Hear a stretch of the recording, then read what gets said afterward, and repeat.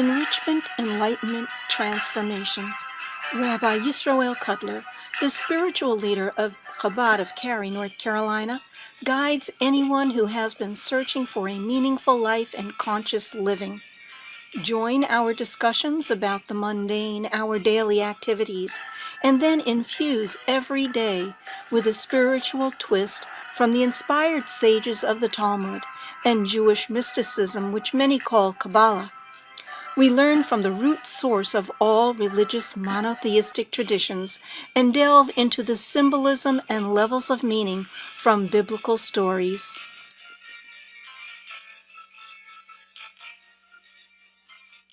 Sorry for the late start, everyone.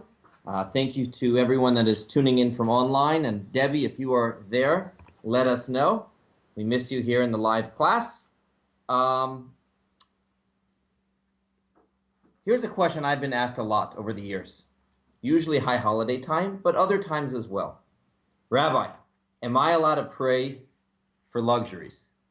Can I pray for extras? You know, I understand we pray for health and basic necessities, but is it all right if I have something on the want list to pray for it? It's a question I was asked a lot, and I've given different perspectives throughout the years. The class today is going to really focus all on that one idea. And I have not seen this perspective before. It's a nuanced and very neat way of looking at the issue. But before we get to the books, what do you think? Davening, praying for extras. And when I mean extras, I don't mean my team winning the game. I think we would all agree that that is silly. We're not talking about the team winning. But we are TV. What? A new TV. the ability to buy a new TV. All right, right. There's that extra, money to buy the little extras, or the little extra blessings in our life that are far beyond the basic necessity. Do we? Okay. Okay. I think it's okay. So let's hear it, Marty. Why it's okay? Mm-hmm. Because I think it's a personal relationship. So there is blessings in general, but there's certain things that are specific to you that might be important. So since you're dealing with a personal deity rather than just an everyone's deity, it's okay to have personal needs. And so if it's a real relationship with God, hey, I tell God what's on my mind, what's on my wish list. Yeah. It's December time. No, I'm kidding. God could say no too. Exactly. But having that open line of communication is meaningful. I like that. Bill, are you gonna? Yeah, so isn't there scripture about God delighting in giving you the desires of your heart? Right. Isn't there something? Right. We're going to mention something, a text like that today. Yeah. We are going to mention a text like that today. So there are some scriptural texts that support that. What we'll also see is there's scriptural texts that He provides that goes the other side. Yeah. So that's why we're struggling with understanding where the balance is and what's the way to do it. But you're right, Bill. There are texts that support the idea of God giving us blessings of all sorts and wanting to hear from us for those things. Anyone else? Well, I mean, you think in that same vein, since he says he provides you all your needs, then anything extra is just wants. Okay, so needs versus wants. Yeah, Pam? I just thought that we're commanded to serve God joyously, to be joyful. Mm-hmm. We always, we're commanded. Mm-hmm. So if something's going to make us happier, why not? Right. And then I guess the flip side is maybe it's my deficiency. Maybe if I was on a higher spiritual level, I would not need this to make me happy. But I'm not there right now. And this is important to me. And God, we have a relationship based on where I am at right now. And if this is going to put me in the proper frame of mind, so be it. So we see some more on the yes categories here. Well, couldn't it also be if you're actually praying that the work I do will let me provide for myself more than just the basics. Right. And I will use some of that work for spiritual things. Correct. So having the ability to be very successful will allow me to do more mitzvahs in the I mean, community. if they say give 20%, wouldn't you rather have me be a multi-billionaire than just a millionaire? Absolutely, right. That's what So Litmus there's says. definitely that perspective. I guess what we're saying here is, if you're davening for the ability to do mitzvahs, certainly, and that is going to be part of the conversation here today. What about let's put away the prayer for a moment. What is the Jewish perspective on luxuries? Luxuries, or religious perspective, Jewish. Well, As long there's as it's nothing a against multi- wealth. The Jewish tradition isn't self-sacrifice, so Correct. so wealth would be okay. I don't know if it's encouraged and everything, but it's certainly permitted without a. Certainly permitted, right? Certainly, there's no prohibition. Is it frowned upon if someone is a real foodie? Someone who you know what a foodie, the one that really has a palate that's very discerning and very just restaurant to restaurant and very, very materialistic with food. Is that good? Is that bad? Is that medium? I'm just throwing out interesting questions. I'm just like, in some cases, a lot of that stuff is going to interfere with your relationship with God, or like giving a child too much. Oh, It learns to appreciate. well, nothing. but you mentioned a good point. It depends on whether or not that does interfere. And you're saying at some point it eventually will, but maybe that's a good litmus test to ask ourselves. Is my involvement in the luxuries, while as Marty said, it's not a problem on its own necessarily, but is it taking me away?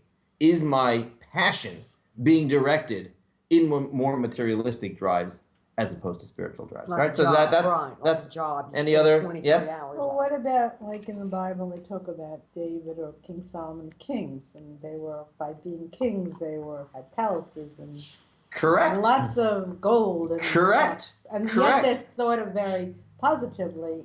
as And Jews. it's interesting in the Torah when it comes to building the sanctuary, talks about how arks beautiful and- it was. And you might say maybe that's only for mitzvahs. Guess what? When the Torah discusses people, it doesn't shy away from the fact that they were beautiful physically. So there is an emphasis on, in some capacity, physical blessings, gold. I mean, if it was a non-issue, why should the Torah ever describe these sorts of things? Now, it was true that the kings, they that was part of being a king. I guess it would be very hard to be a king and live in a shack. Right. That was part of the impression you made on people. To be a king was the royalty. Now, that doesn't mean the king was supposed to have his passion in it, but that was part and parcel of being a king. So let's dive into the text. Any other comments from anyone listening in? And if you are listening in, please let us know. Chat box, questions, comments. It's important. We love hearing your input. Okay. Text 1. And in the Torah portion this week, we have Jacob on the run. Last week we discussed, remember, the blessings, and he sort of deceived his father. He gets the blessings instead of his brother. His brother's reaction is as we can imagine. Esav is so upset, so angry, and Esav actually wants to kill his brother. Another biblical story of sibling rivalry, right? We have a lot of those. Esav wants to go as far as to kill his brother. He's so upset at Jacob, he wants to kill him, and Jacob is forced to flee from his own house. And he runs away. And he runs away, and he has a dual purpose in running away. They say, first of all, he has to run for his life. And 2, his parents say, once you're running away, why not look out for a wife? Especially because we have been disgusted with Esav's choice of wives from the local area. Why don't you go back to our family? And indeed, that is where Jacob flees to. He flees to a place called Haran, which is his mother's family, and he marries a cousin from over there. He's going to. But when he's running away, he's literally running for his life with nothing. With nothing. Okay? Imagine, I mean, it's crazy to think. There was no hotels in those days. You ran. You slept outdoors. You had nothing on your back. And it is at that moment when he has this great moment of you want to call it prophecy, you want to call it prayer, but he has that powerful vision at night while he's running away. Was there a question? Well, you know what Yeah. was the blessing that Esau was more upset about? For physical or more than spiritual? You know what I discussed on Shabbat, if you actually read Yeah. the blessing, Marty, this is interesting. If you read the blessing that he took, the blessing never said you're going to be the next in the Jewish tradition. The blessing was actually more about physical things. God will give you the dew and the earth and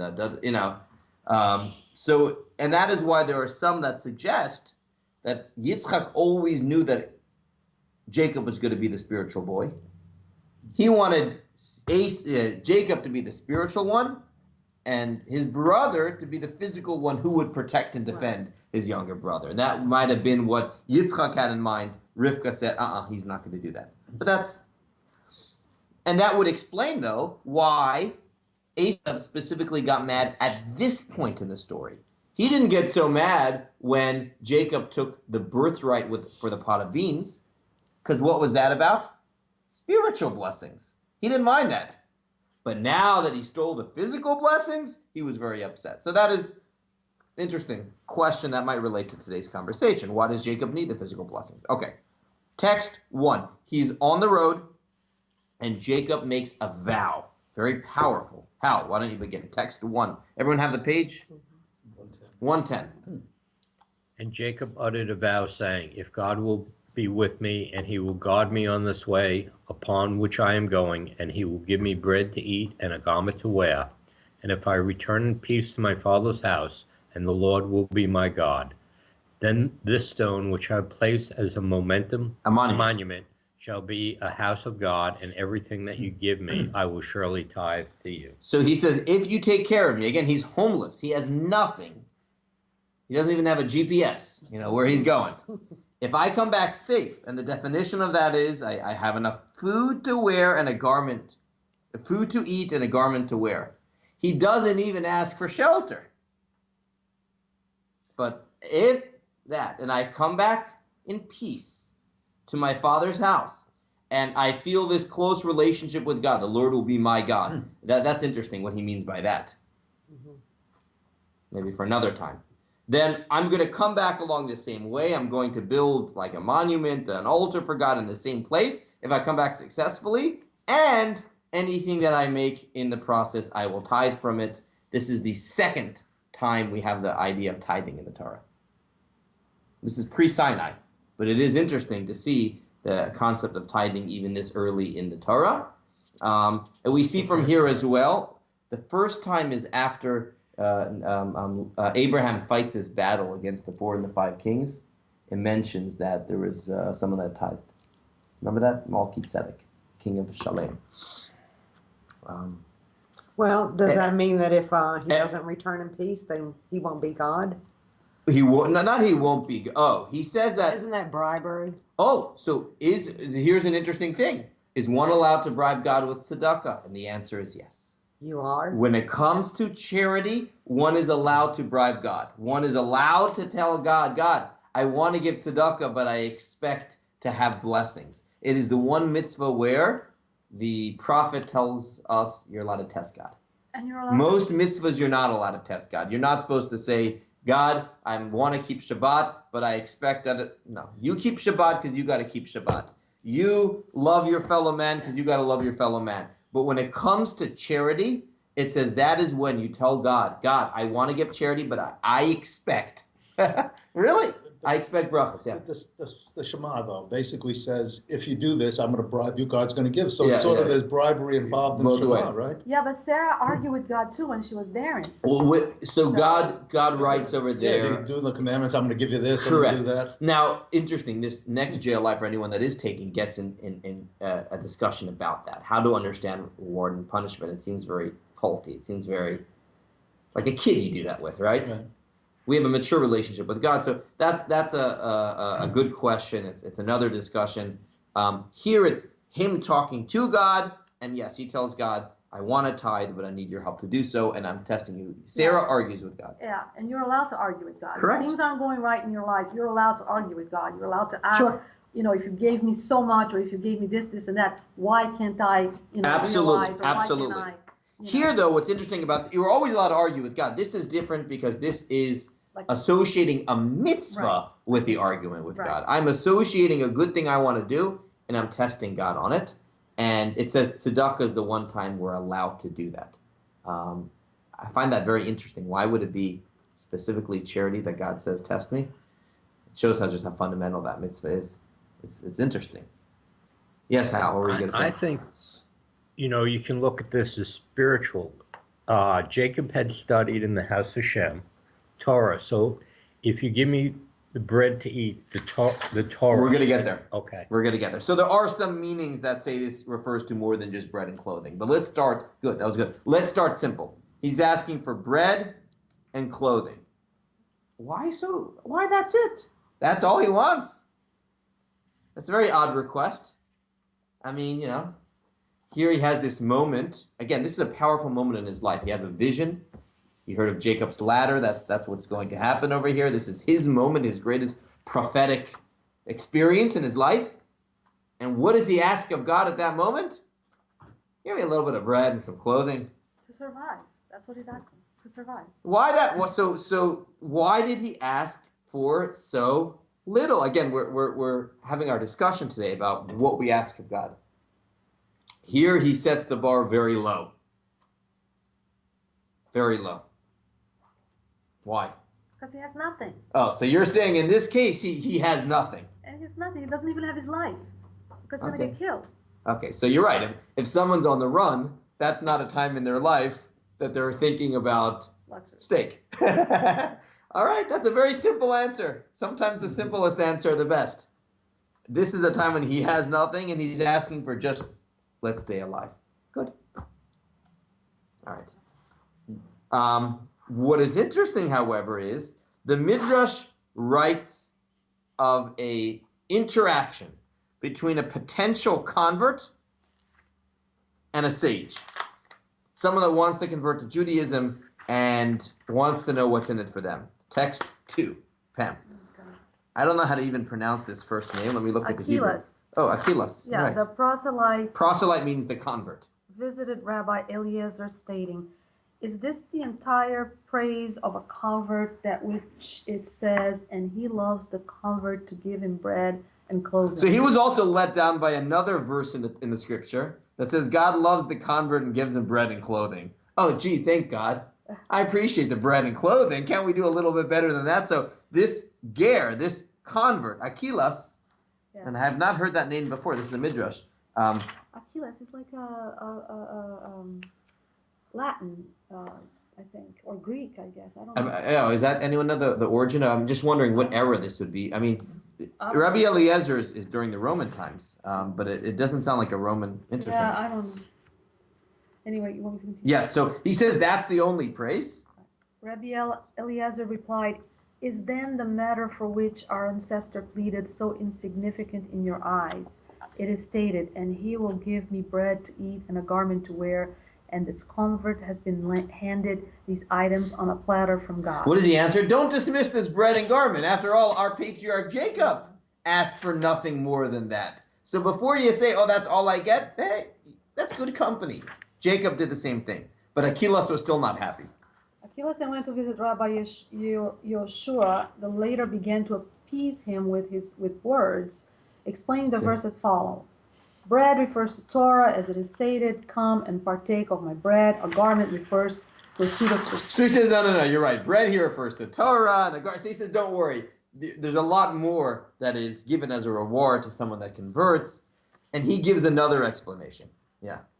It was said that if not for the I cannot say this word. I can't either. I'm looking at the... Magnanimity. Rabbi Yehoshua granted Achilles, the later would have abandoned his faith. I don't know what kind of how dedicated of a convert he was. If he was looking for what's in it for me, right? What's in it for me? The word in Hebrew is if not for his expounding the verse in this capacity, in this way. But what's so the point of this discussion here is that at least according to Rabbi Eliezer, that's what we ask of God. We ask of God for bread and garment. And then Rabbi Yeshua gives another explanation on it. Yeah, what were you going to say, Pam? I was going to say that the convert doesn't know any better. What does he know of Torah? So he's asking what is in it for him. Once he learns Torah, once he realizes everything, I mean, Right. then he would, you could say that if maybe he asked that after he knew Torah. Oh, so then he might have a greater appreciation for Yeah, these then things. he would not Yeah, have been right, asking yeah, that. yeah. What is in it for me? Yeah, You know? yeah. So here is the first person that says that, you know what, bread and garment may not be literal and may have spiritual meanings as well. And in that event, maybe when Jacob was asking for those two blessings, he too was asking for more than just literal bread and clothing. Here is another interpretation that also says that embedded in the words bread and garment is something else, and text 3. And give me bread to eat. This is a reference to livelihood together with health. Unfortunately, there are too many people who have much bounty, yet they cannot enjoy it due to the lack of health. Likewise, clothing to wear is a wish for clothing that is not packed away in a closet that women cannot wear because they're too sick or in. So he says there are 2 extra words. He didn't just say, God, I want bread and garments. He said bread to eat and garments to wear. And there's a general principle in Torah that whenever there is an extra word, a word that is not necessary, it comes to include something else. So this interpretation says that in this request of Jacob was also health and other things as well. In any event, there are different ways people understand it, but simply put, Jacob was asking for a little. He was asking for basic necessities. And is there a lesson for us in our lives learning from that? Where in Torah does it tell us to be happy with little? Or provide me for all my needs. I mean, Needs. Okay, one is provide me with my needs. Where else in Torah is there any teachings come to mind? Yeah, when the manna. They were in But the manna. manna could taste like whatever they wanted, so that would be a little more luxurious, Yeah, right? but people they still couldn't have complain. extra. They still complain. Oh, there was no extra? Right. There was Interesting. no- There was no just extra. enough. There was just enough. So Good. to teach you to trust God, that Okay. He'll provide. But Where is this idea that we're supposed to be content with a little bit? We're not. Where are those teachings in Torah? So text 4, because of time, I want to go a little fast. A person should never be driven to riches. You should be happy with what you have. And indeed, Jacob asks only bare needs from God. So there are commentators that want to learn from Jacob a lesson. What is the moral lesson? Be happy with little. This is a fascinating text that gives us perspective on that. Text 5, do you mind reading Janice? Text 5. This is from Rabbeinu Bachaya, who lived in the 1200s, and he writes a very interesting interpretation on this verse. And give me bread to eat and clothing to wear. This is the request of the righteous from God. They do not ask for any luxuries, rather for the bare necessities one cannot live without. Knowing that chasing after one's urges and cravings for luxury can cause many troubles, a God-fearing person ought to be happy with his lot and make do with little and gladden his heart with the fear of God. I have a relationship with God. I don't need physicality, physical blessings beyond the basic necessities. Keep on reading. Know that were it not for the negative nature of man, which chases after superfluous wealth and glory in this world, it would not be seen as fit to be concerned about such things, for that which is necessary for a person's life will be granted to him by God. Saying if not for the fact that we had a Yetzer Hara, there's enough in the world to provide for our basic needs. That's what he's saying. That God made the world in such a way that there's enough to go around the basic needs. Keep on reading.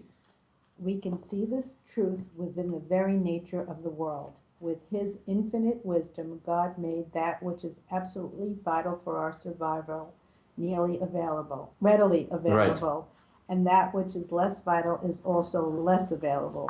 Pearls and other precious stones are thus not readily available, for they are not vital for man's survival. Food, however, is necessary for survival, and it is therefore much more readily available. Indeed, in the marketplace, one will find abundant food and grain, yet he won't find an abundance of precious stones. Water. Keep on reading. It goes on. Oh, okay. It's an interesting text. It's from the 1200s. Again, it's not being written today, so I find this interesting. Water. Water is more essential to survival than food, for a person can go 2 or even 3 days without food, as opposed to thirst, which cannot be tolerated as long. Thus, water is more available than food, easily found in every place, urban and wild. Air is even more crucial for survival than water, for a person can tolerate acute thirst for some distance, but no living creature can exist even a few seconds without air. Thus, air is readily available to all, and you will not find any place devoid of air. It emerges that the more vital a thing is, the more available it is, for in his infinite wisdom, God designed the world in a way that vital needs would be easily accessible. Interesting text. Interesting text. So he's saying God made the world this way, and we sort of mess it up in the sense that we chase after those things that are extra, or we don't allow the blessings of God to go around to those that need it. Oh, I skipped the last paragraph, sorry. For this reason, Jacob only asked for bread to eat and clothing to wear, for they are vital needs. Jacob asked with frugality, which is the request of the righteous, and did not seek excess. So this is going to be one side of the coin. There are a lot of commentators that learn from these verses what should be our emphasis, what should be our focus. Text 6, do the next one, the same theme. Do you mind reading, Bill? Yeah. There's another element that promotes all sorts of evils and strife, and that is abundant riches, which blinds the eyes of its owners and prevents one from the straight path. Thus Jacob requested that God spare him from gold and gems. Rather, he should provide bread to eat and clothing to wear, bare necessities and not. He goes further. Not only do we not need it, but it can get in the way of what we're supposed to be doing. So let me be focused on what is most important.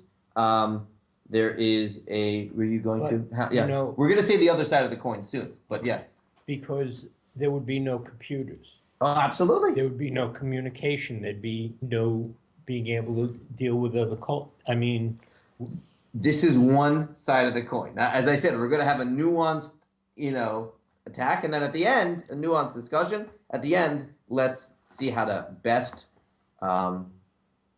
reconcile both approaches together, and how in our own lives to find the balance. This next text is, you don't hear this individual a lot, Rabbi Avram ben Harambam. This is Rambam, Maimonides' son. All right, so Maimonides' son writes, text 7. Virgil, do you want to read? Contentment, histakut, is one of the best traits and means being happy with one's portion of the worldly acquisitions and not being excited and anxious to add to them. This testifies to a lack of desire and minimal love for worldly pleasures, which bring man to great sense and diminishes perfection. All right, so the more excited we are about physicality, that's not a good trait. He's saying contentment, histakut is the word in Hebrew, is one of the most important traits, and perhaps the most famous text. I asked at the beginning, what is the famous Jewish teaching that highlights this idea? Text 8, Marty, probably heard this before. Yeah. Who is rich? One who is satisfied with his lot. Ezehu Ashir, what is the definition of being rich? One who is satisfied with their lot. That way they are truly rich, because if one is not, then they will never be content, and they will always feel unhappy. So this is one side of the coin. So there are numerous commentators that learn from Jacob's request, how in our own lives too, the less we focus on extras, the happier we will be, the less distracted we will be. All right, now time for the other side of the coin. Let's go to section 3 now, just fast forwarding. The first thing is we have a commandment to pray. We're supposed to pray to God every single day. And on the most basic level, what does praying mean? It doesn't mean reading the books from the book, reading the words from the book. Prayer means asking God for your needs on the most basic level. There are deeper levels of prayer, but on the most basic level, every day we're supposed to ask God for our needs in a way of request and supplication. Now, you might say, all right, but maybe we're only supposed to be asking for the most basic things. So we have a text, 11a, I want to do now. Hal? Rabbi Shimon ben Lakish said, if you have arranged your prayers, do not constrain your mouth. Rather, open your mouth wide, and I shall fill it. That is a verse in the Torah. Open your mouth wide, and I shall fill it. Dream big. Ask big.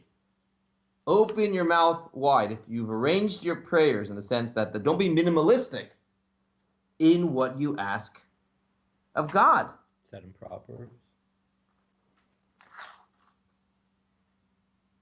It's from Psalms. But doesn't this sound like the gospel of, what is that one that guy down in Texas does? The gospel of wealth. Well, I don't know the gospel of wealth, but Whatever his name is. I know Jewish texts. Reverend Hagee?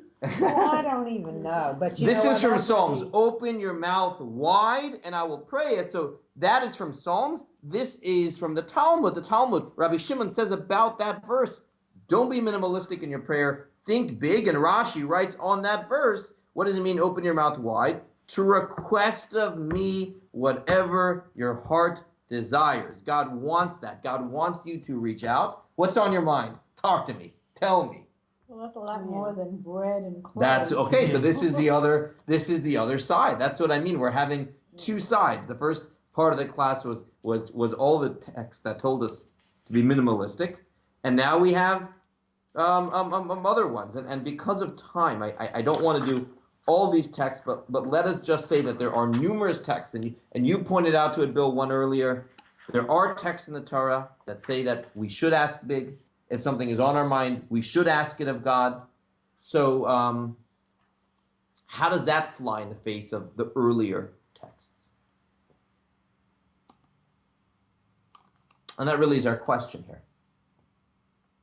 Well, I think that if you don't have the basic, if you're between a death situation where you're like afflicted by a very terminal disease, you're going to Correct. ask for your life, you're going to ask for your survival, you're going to ask for your health.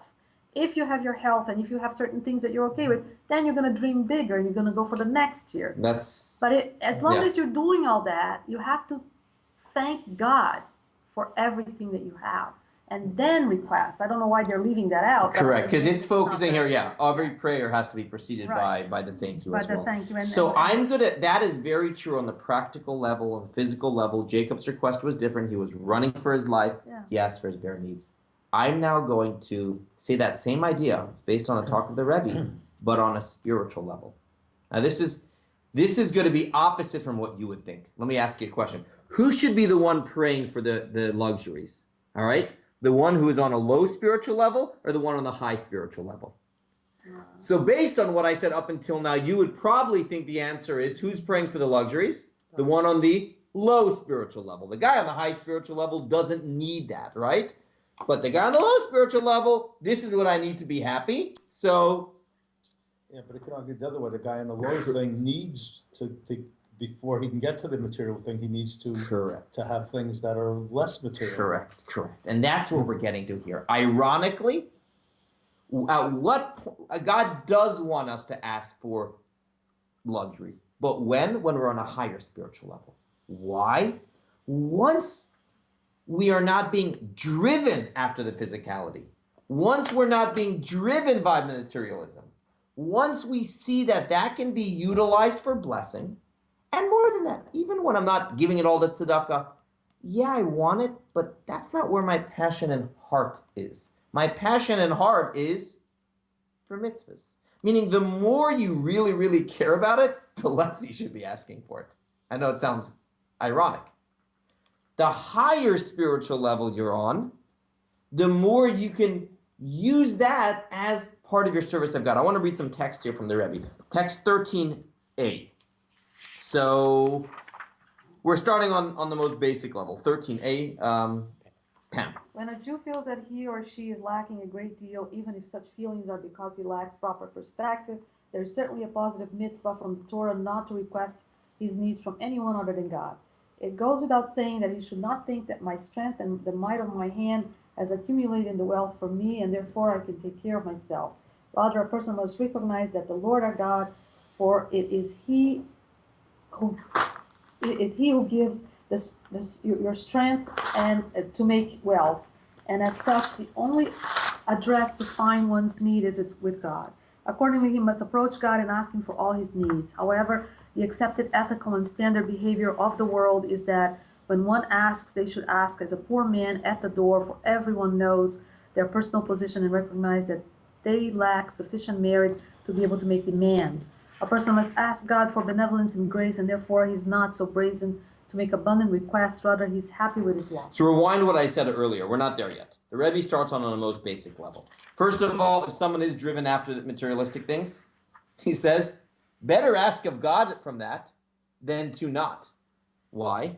Because at least you're having a relationship with God. It's important that every single person should realize that God is my address for brachas.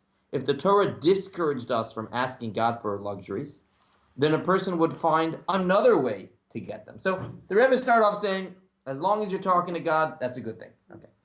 But the accepted ethical and standard behavior is, don't be so brazen. Don't have the sense of entitlement that I expect this and I expect that. Be happy with little. Learn from our patriarch Jacob. Be happy with your lot. Don't make demands. That is the first part of the teaching of the Rebbe. Okay, the first part is, clear? If it's on your mind, by all means, ask away. But you should realize the accepted ethical and standard behavior is imagine yourself as the poor man on the door. And the poor man on the door is not asking for luxuries. They just need basic needs. Similarly with God, don't have that sense of entitlement. But God, whatever you give me is beautiful. However, then the Rebbe adds something deeper. This is a little bit nuanced. 13b now. Why don't you continue, Pam? Reish Lakish then adds the same text. Reish Lakish then comments and adds, if you have arranged your prayers, do not constrain your mouth, rather open your mouth wide. Remember that was the text we did it. So what does it mean if you've arranged your prayers? The Rebbe now is going to interpret that on a more spiritual level. Keep on going. The explanation is as follows. Some are still at intermediate levels of their divine service, as a beggar at the door who is not so brazen to make abundant requests, and therefore only ask for the bare necessities of life, since their general mode of divine service is that of abstinence. However, when one reaches a more advanced level of divine service, then he should not restrain his mouth rather than open his mouth wide, even with regards to material matters. The reason for this is because this person's material needs are part of his divine service, for he serves God in a manner of, in all your ways you should know him, namely that all his ways are with the intent purpose of knowing him. This person transforms everything into a vehicle of godliness, thereby making a dwelling place for God in the lower realms. Such a person should ask God that all of his affairs be with abundance and luxury, so that he know him can be that much greater as well. Let's explain this. Okay. Let's when someone is truly on a higher spiritual level, okay, and let's it's easy to say the words, let's discuss what this really means together. They're not focused on the materialistic component of something. They're viewing everything as a way of helping others. That's A. And B is look, can you appreciate God in art? Right? Can you appreciate God in music? Yeah. Can you appreciate God in things being beautiful? You can. You can. You can be in a and I need help. I want to discuss this together. Someone that is on a higher spiritual level, even physicality becomes is it not an obstacle to serving God, but that itself becomes part of their service to God. So it's not like they're not doing it for themselves. They're doing it through themselves. They have a nice home. They like inviting other people to their home. They like giving nice experiences for their family and for others. Okay? It's not about the materialism of it. It's about everything should be beautiful, and that's not a bad thing. There were different theories, going back 1,000 years, 1,500 years, 2,000 years. So we have hedonism. Hedonism basically means what? What is hedonism? No God. No, it's material. Go for the go for it. You only live once, and then really, go for it. Go for it. Then we have, and now that was to the extreme. A person should enjoy any pleasure in the world you should try to tap into it. That, of course, is not Jewish. And then we had different other ones as well. You had the Greek philosophers that were very into the opposite of that, being an ascetic, right? Totally staying away from physical blessings, realizing that the ultimate is in knowledge and in wisdom, but not in materialism at all. And the question is, where does Judaism lie in that spectrum? We're in the middle, but not that we're in the middle, like exactly in the middle. That's not what I mean. It's deeper than both. Physicality, too, can be a way we can serve God. Now, if we become like addicted to it, what does that mean? You know, you're always having to try out the latest restaurant. No, that's not serving God through it. You know, you need I'm serving God because I like the best Cuban cigars. No. That's not serving. But an appreciation for beauty, an appreciation for things that are nicer than basic necessities, to be in a higher place, to be able to bring that goodness to other people, that's not a problem. That can actually be something good. But it's up to the person to know, is this serving as a distraction or is this not? What are the litmus tests? If right now I feel that when I have the more blessings I have in my life, the less sensitive I am to the plight of others, problem. There's also the flip side. I've heard this, I've seen this. Sometimes the more a person enjoys themselves a little bit, guess what? They want the same for someone else. That they don't want their charity to just be on the basic level, but they want someone else to be able to experience the same thing they have. Because they have an appreciation for beauty, they want everyone to be able to share that appreciation for beauty. Yeah, the Marty. flip side is you have to have humility. Otherwise, you can't get to that point. Correct. So you have to understand that the blessings you have are because of God, not because somehow you're responsible for it. But you are. And so that exactly is the Rabbi. That point. You have to have humility. That is why it says the lowest level of prayer, you can't begin there. You have to begin with the humility. You have to begin with not that sense of entitlement. You have to begin with the understanding that everything God gives you is a bracha.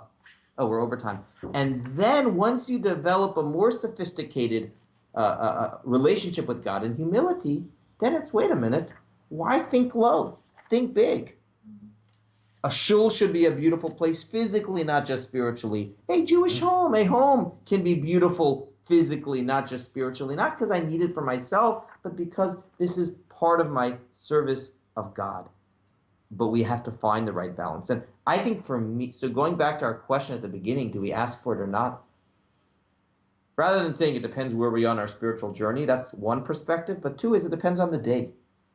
On a day where you are feeling more spiritual, more humble, that should be the day you ask big.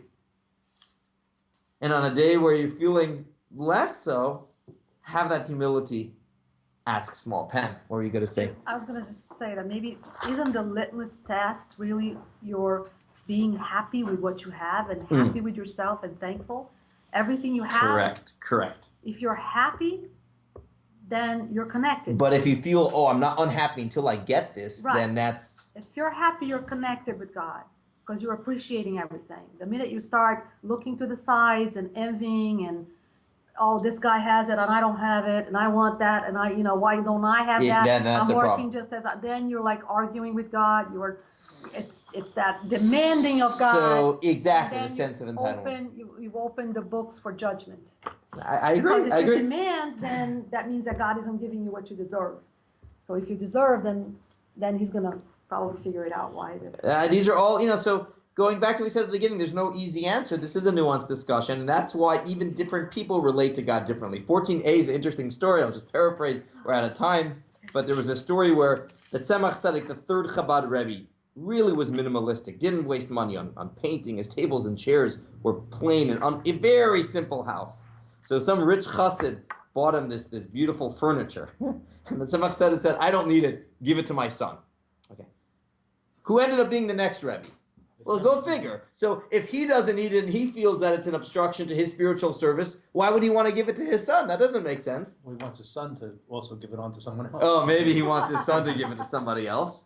What was interesting is the fourth Chabad Rebbe, Reb Shmuel, was unlike the other Chabad Rebbes in that he did, how do I say this? He would ride in a gold horse. Okay, I know that's not a golden chariot. And his house was more beautiful. And his way of serving God was actually through beauty, which is interesting. He was different than the other Rebbes. We're not saying everyone has their unique way. So the Tzemach Tzedek said, no, that's not for me. My son, he knows how to utilize beauty for serving God. That belongs for him. But it's a certain honesty of knowing what helps you in your divine service and what is an obstruction to you in your divine service. And on a good day, on a spiritual good day for us, we know what helps us, what doesn't. Sometimes that extra luxury helps us be a better person to other people. Sometimes that extra luxury helps close us off to other people. And we have to be, and ultimately only we know ourselves. So I guess any last comments or questions, hold it here. Thank you, Amnon. If anyone is listening in and wants to share any thoughts on the subject. Nothing now. Nothing now. Thank you, Amnon. NissanCommunications.com for hosting today's class. There's a donate button on the page that you can support his work. And we'll be here, God willing, same time, same place next week. It's interesting.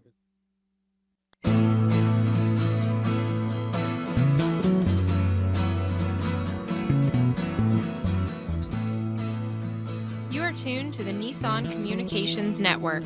Our weekly lineup of call-in programs includes Computers 2K Now with Amnon Nissan, Health In with Debbie Brooke, Breaking Free with Marilyn Shannon, Lessons of Vietnam with NCVVI members, The Tanya Love Show, Your Healthy Pet with Gisela DiCarlo.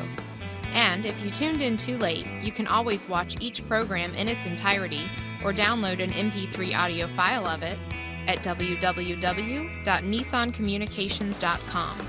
Sponsored by Atomus.com, makers of quality video recorders and converters for professionals, CarolinaApparel.com, and DeltaForce.net.